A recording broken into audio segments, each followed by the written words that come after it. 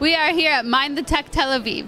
Now I have joining me Dr. Aya Soffer, Vice President of AI Technologies at IBM Research.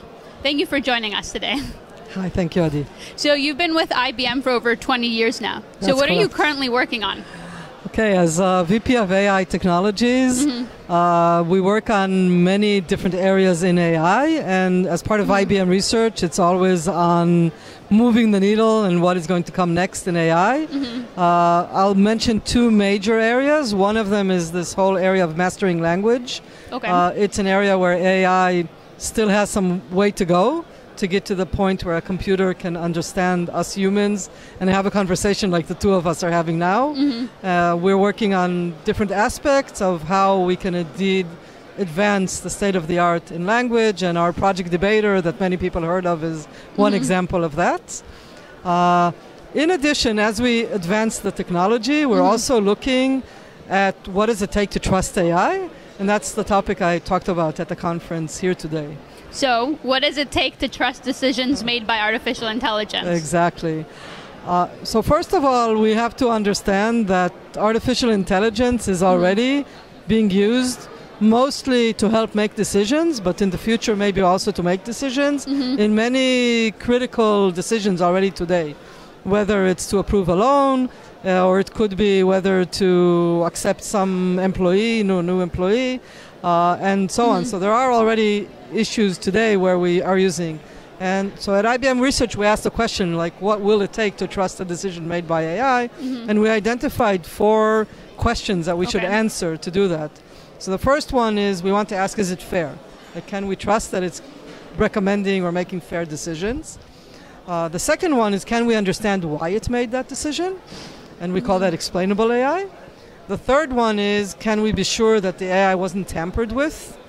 And that brings us to, how do you secure AI? And the fourth is it accountable?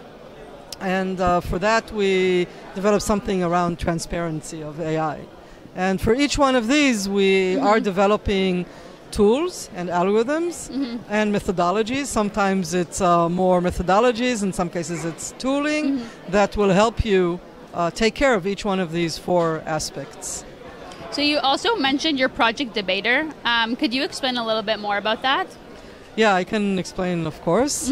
Project Debater, basically we set out on a grand challenge, and in IBM we have a long tradition of grand challenges, and in this case the grand challenge was, can we build a computer that can debate with a human?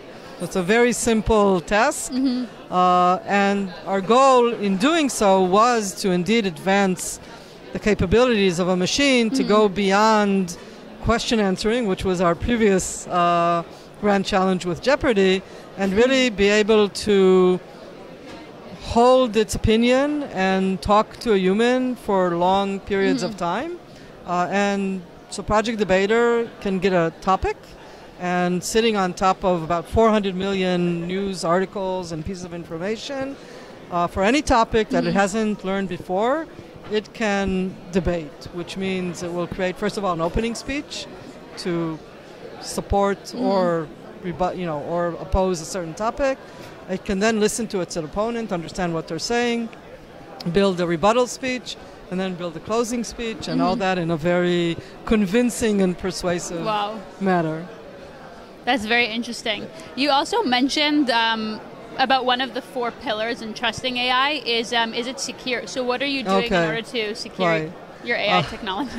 So the first thing you need to do in order to secure your AI technology is know the enemy.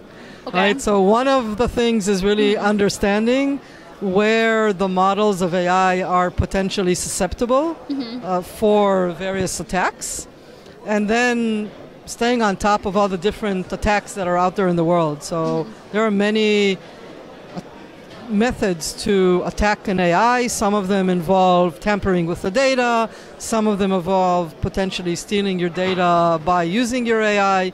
And many papers, many publications around this every day. So we follow this and this whole area of adversarial AI, it's called, ourselves, and collate, like hear all these attacks. Now once you know these attacks, you can also develop techniques to defend against these attacks. And in that sense, we are also collecting ourselves, creating such defenses, and also collecting from others. We put out there something called the ART, which is the AI Robustness Toolkit.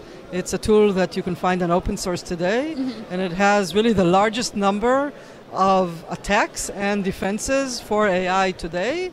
There's a lot of tutorials and demos, and you can basically test your own AI and, you know, choose an image or some topic you want to. From a drop down, just pick an attack. So now you can test whether your AI is ready for this type of attack. How will your model work under such an attack?